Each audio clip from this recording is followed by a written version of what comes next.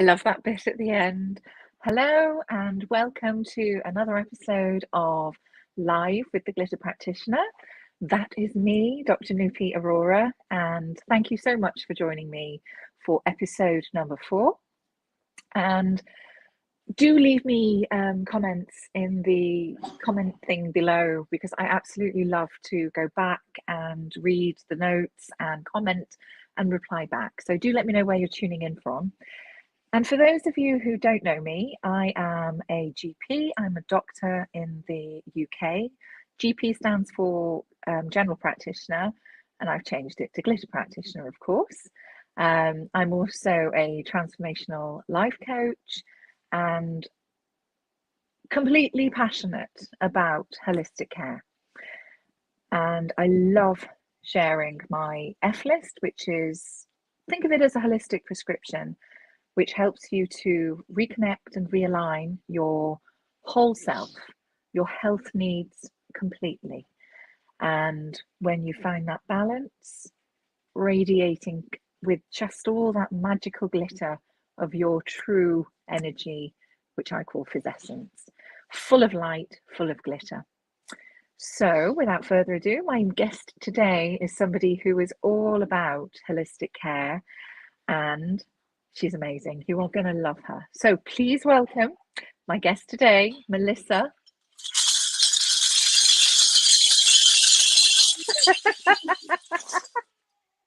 I managed to do that on time this time. Well done.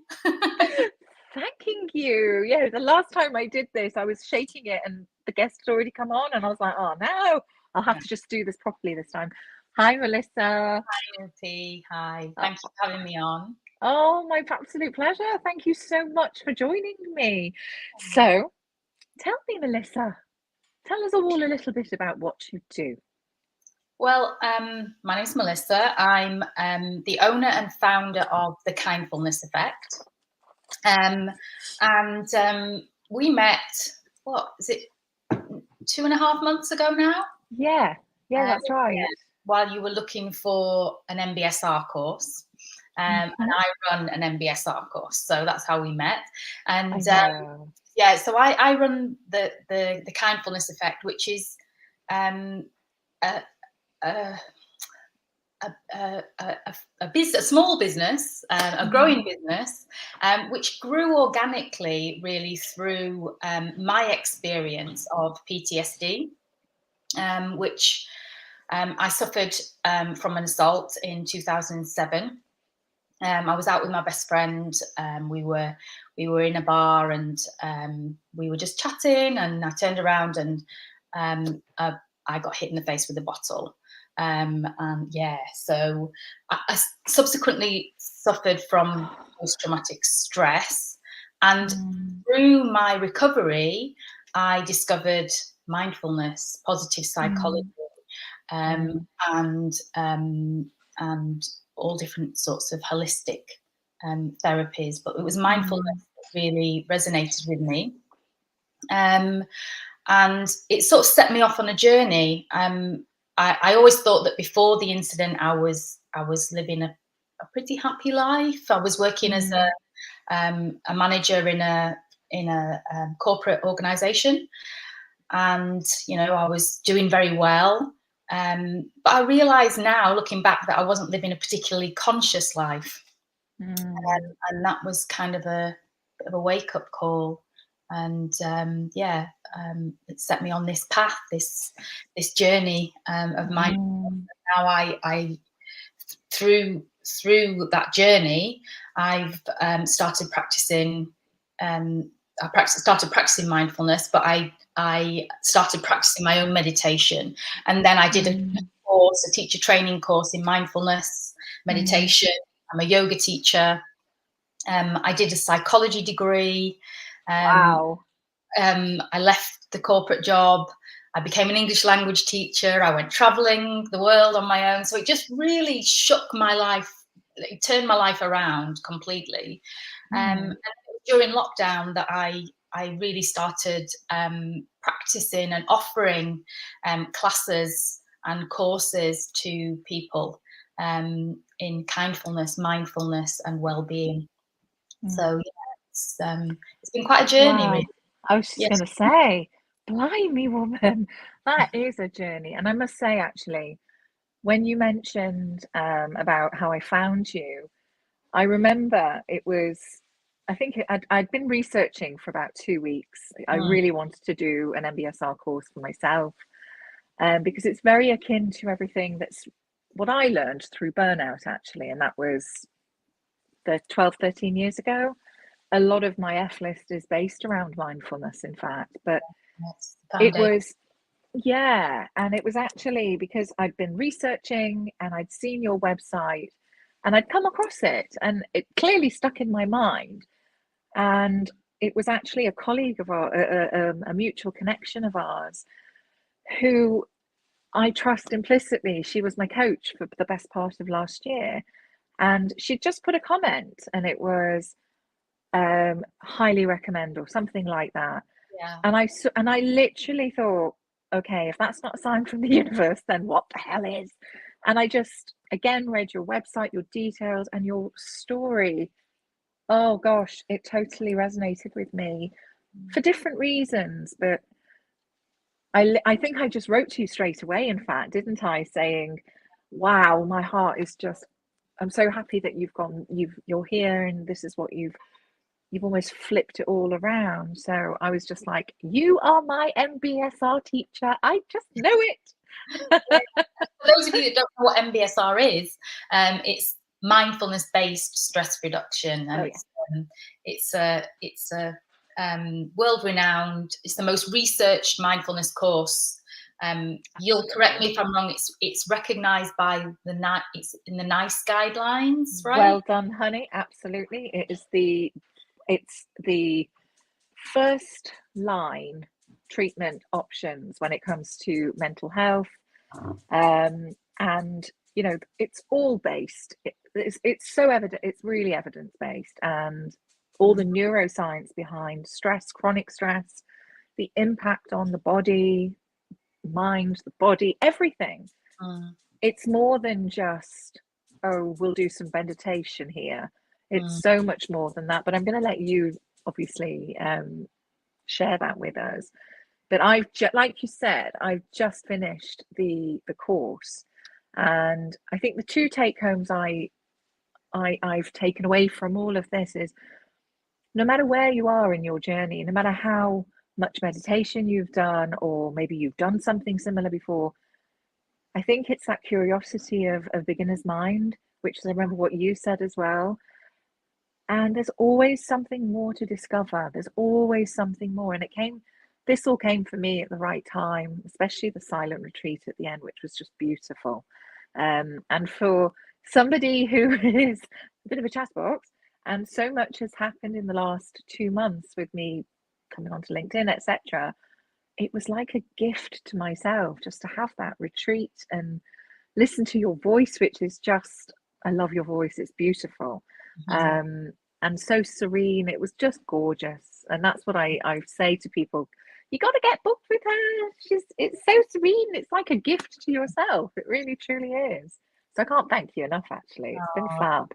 And it's been a pleasure to meet you as well through the course. And it's always so lovely, the course, to share that space with like-minded people. And the beauty of doing it online actually is that you get people from all over the world and all backgrounds, and yet we all come together and we all have that in common. So yeah, it's a beautiful course, and I think I bring my own spice to it, if you like. It's kindfulness as well as mindfulness. So kindfulness being mindfulness plus kindness plus gratitude. So I love it. I love it. It's so cool. So it just adds that different dynamic to mindfulness. It adds that I don't know, I think I was saying to you last time we spoke that sometimes practicing mindfulness is a wonderful thing. It opens our awareness, and it it brings us into the present moment, and we're in the here and now. But sometimes that openness, that receptiveness can leave us a little bit vulnerable, a little bit open, a little bit raw. And sometimes people are like, well, I can feel all this stuff, but now, it's like, it's too much. But adding the kindness and the gratitude to it, that compassion element, is like adding a soothing balm. Yes. That open awareness. Absolutely. Caring for yourself within your open awareness is really important. So, absolutely. So that's why I ended up calling the business the Kindfulness Effect, and the effect being that it starts with you. The Kindfulness Effect is about you, and it's about how you are mindful, you're kind, you're grateful towards yourself, and then that ripples out to help others, and then that ripples out to the planet. So it's a whole ripple effect. It's and the Kindfulness Effect starts with you, and ripples out. Oh, it's beautiful. It's a movement, and it's a movement I think people are, I think in this time now, post-COVID, and there's a shift. I don't know how best to say this, actually. It feels like there's an energy shift, and people are almost, they need something more. And if you think about it, it's the baseline energy that connects all of us. It's what makes us human, actually. And it's that compassion that you spoke about. It's that love. It's love, essentially. And it's love, not sort of like smoochy woochy all the time. It's that powerful love that is for self, for others. It's unconditional. And that's very, very powerful. I mean, there's a reason Disney films are all about love, like in Frozen, Elsa and what's the sister called? Elsa and Anna. Yeah. And what healed her heart? It was love. And it always boils down to it. It's the most powerful energy going. It's a powerful force. So absolutely. I loved everything that you taught actually in the course, and also the way you combined just enough, the right amount of knowledge, the neuroscience, and then you sort of brought it into very practical, doable techniques to take home and practice. And also, I think what's really special about what you bring to the course is, I love the way you bring a little bit of yourself. You share with us your quotes and your poems and readings. Oh my god, that was my favorite bits, actually. I was like, oh, I wonder what it's going to be today. Well, I love poetry, and poetry and readings and quotes, they just really resonate with me. You get and doing the research to find the quotes that sit with that part of the course. I really enjoyed when I put the course together. It shows. And the extra resources that I provide, the little videos, and so I just love putting all that stuff together. So it's a joy. And it just so shows. I'm actually sort of just drifting off. I'm just listening to your voice as you're talking, and it's just, I don't know how everybody else is feeling at home watching this, but it's so gorgeous just to take that time for self. And I think it is that self-care and compassion towards ourselves, which really, it sounds so simple, doesn't it? And I think it's something that people forget, actually. The baseline needs of self. I think there's something sadly in the society that we live in, the culture that has been created, that self-compassion particularly, is seen as a weakness or an indulgence. That and it's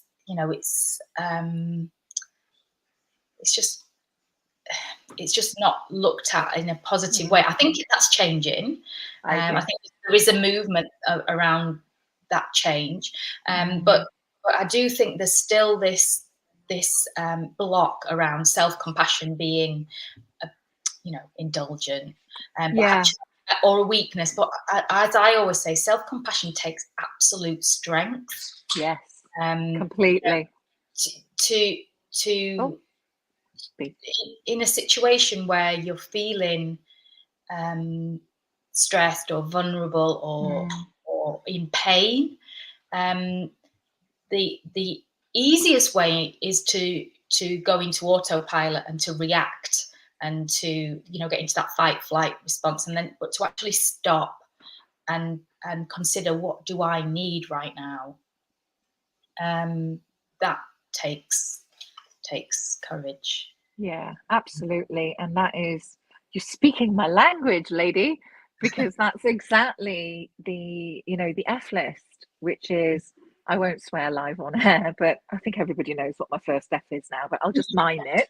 So it's okay. I'm sure this is okay. I'm sure Russ will tell me later if it's not, but it's that, isn't it? It's the off, which is the first F, which is all about taking a step back, allowing yourself to, and really tuning in back into what are my needs right now, and whatever worrying thoughts, etc., everything that's going on here, F them off, and then straight to focus and breathe. And I don't mean F them off in a way where you ignore them or push them down, because all it's going to happen is it's going to explode like a volcano or bite you in the ass at some point. The bit comes later about how to flip it, and that's again what you teach as well. But then the focus and the breathe is everything really what you're also teaching, and then there's more to it.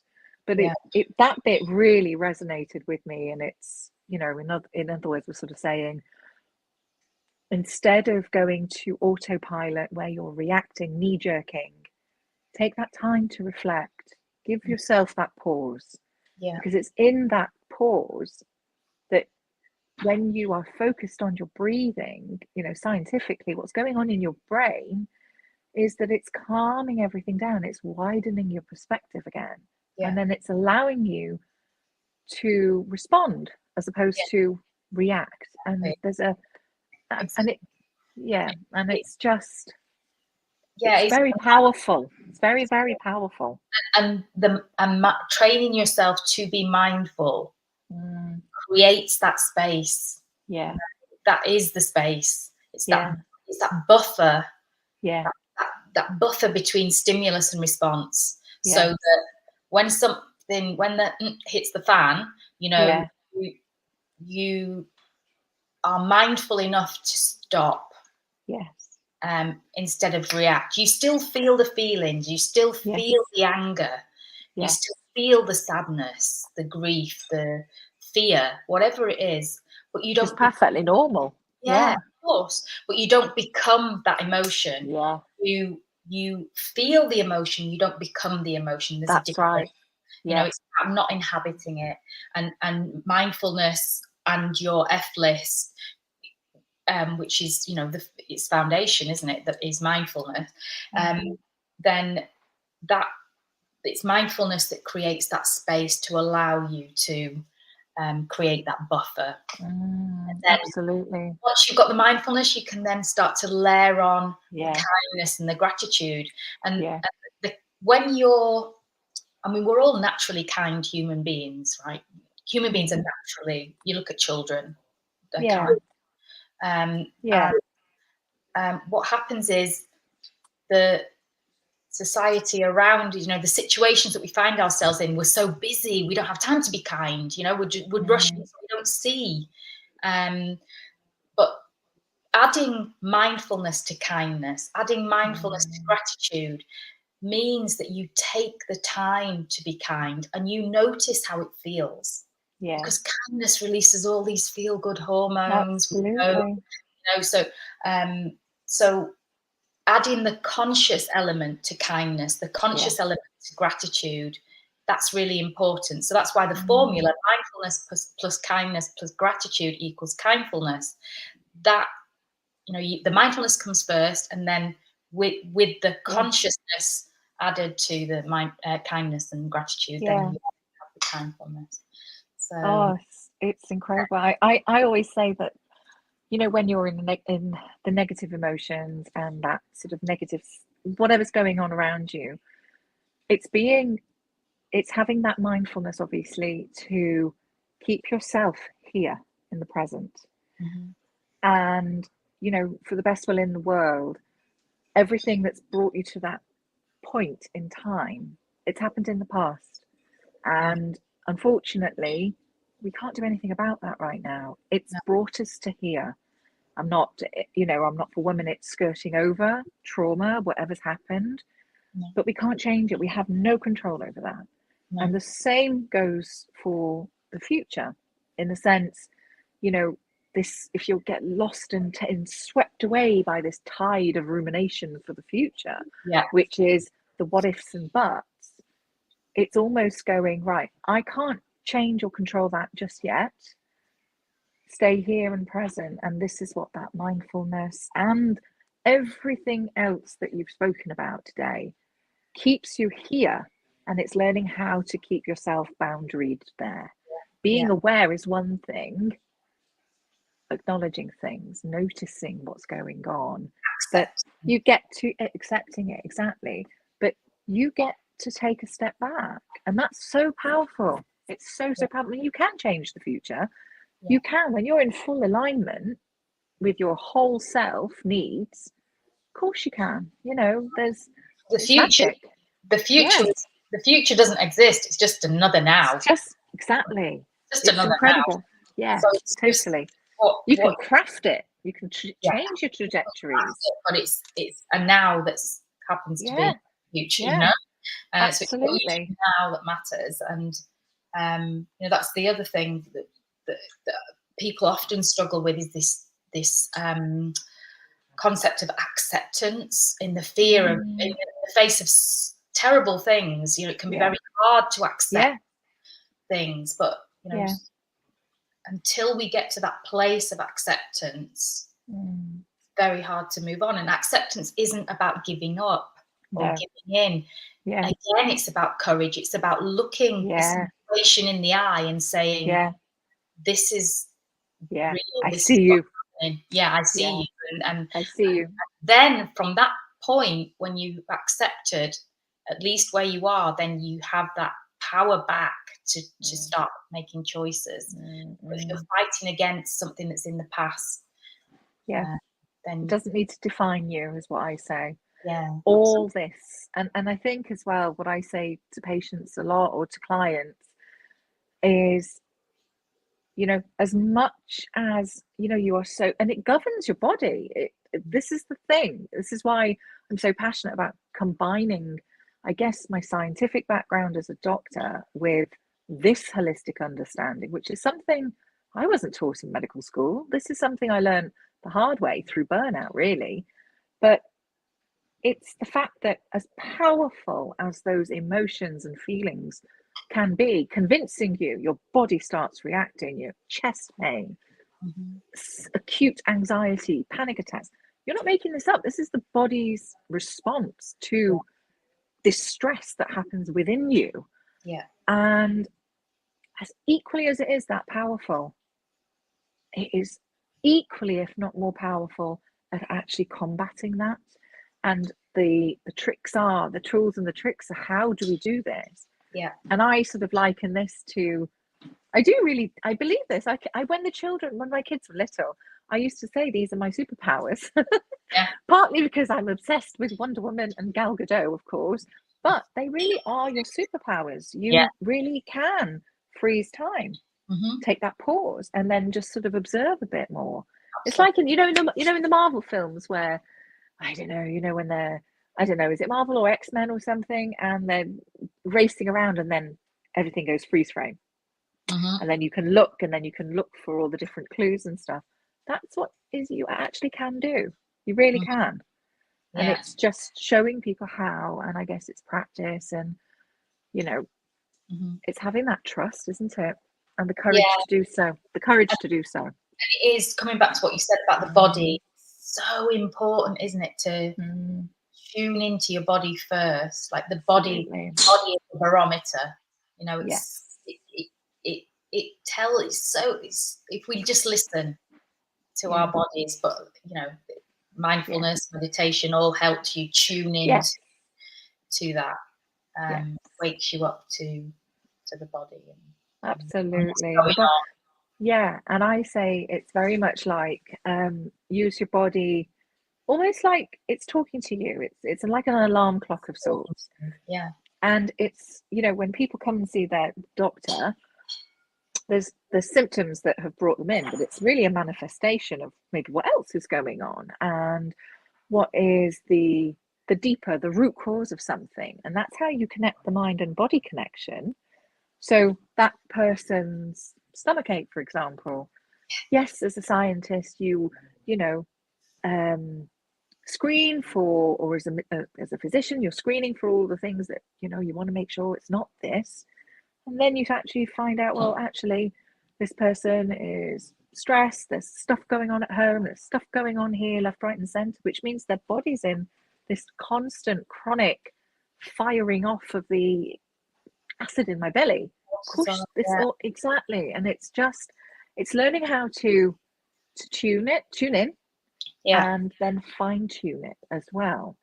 And take notice earlier, because you know, a lot of physical symptoms, it's actually started up here quite a long time ago, and it's only till it's become so loud and manifesting as symptoms within that you're noticing it. So it's really, I think it's fascinating, actually, and I think it's. I mean, I am so in tune with my body since I started practicing mindfulness and yoga that you know, the slightest thing, it's like, it's not about analyzing or diagnosing. It's like, you know, it's about curiosity and listening.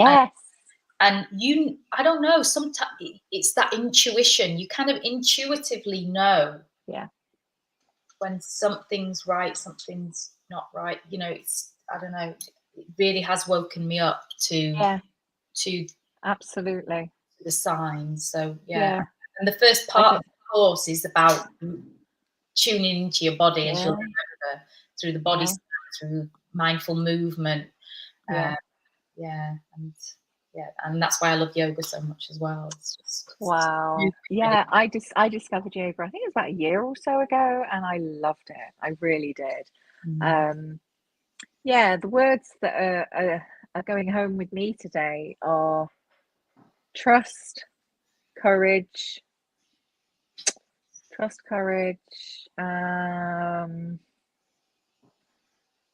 gratitude, and love. First four, actually. It was going to be one, and I couldn't help it. So I can't believe it. We've nearly run out of time. That's not fair, is it? Not fair. We're going to stop going. I know. Oh my goodness, we have to have a part 2. Don't worry about it. But very quickly, just is there any exciting projects that you've got coming? I know there was the compassion stuff that you were telling me about. So my next mindfulness-based stress reduction course, the course that you went on, starts on the 18th of July, so that's quite soon. If you wanted to try a little taster of my work for free, I'm running a free introduction to mindfulness workshop on Zoom on the 6th of July, and you can find the details on LinkedIn. And here, apparently. Somewhere there. I also run a compassionate mindful resilience course, which is a 4-week course rather than an 8-week course, and that is mindfulness plus compassion. So it's a great one to come on after the MBSR, or if you are already quite knowledgeable about mindfulness, or you've just recently, then, or you're time poor, then the CMR is a great course as well. I also run free meditation classes twice a week, which anyone is welcome to join. You just sign up through my website, and they are completely free, 30 minutes, and I teach yoga as well online. So there's lots going on. But the free workshop, if you wanted to try something, you know, around mindfulness, and then I'll share with you a bit more about the MBSR, which is just, I just love that course so much. Oh, you can tell you're bloody good at it as well. Actually, it's been gorgeous. I've already signed up, by the way, for my meditation classes, just so that you know. So it keeps me accountable, because I know I need that time. You do. And just so that everybody knows, how can people get hold of you? Yes, so you can go to my website, www.thekindfulnesseffect.com, or you can email me, melissa@thekindfulnesseffect.com, or you can find me on LinkedIn, Instagram, Facebook, all the usual. Yeah. So, but the website's a good place to go and have a look around and see what I do. And the next course is the 18th of July, did you say, or 16th? 18th of July, and the free workshop's the 6th of July. Okay. Anybody who is thinking, honestly, I'm not just saying this, anybody who's thinking or has been thinking about this, just book on with this woman, seriously. You will not regret it. Yeah. Thank you so much for coming on today. I've loved it. And will you come on again? Yeah, absolutely. I was terrified. I'll tell you all that. I was terrified, wasn't I? Like, I was like, yes, I don't really like live streaming. I don't really like. I know. I'm quite introverted, but it's just been a lovely chat. So I'm down. I'm down to do another one. It's fine. Fantastic. I love it. Yeah. I'm convinced. What have you done to me? I'm delighted, and thank you so much for being an amazing guest. I'm going to do something today which I've not done before. You know, the shells that I jingle jangle when you come on, I'm going to send you off with a jingle jangle.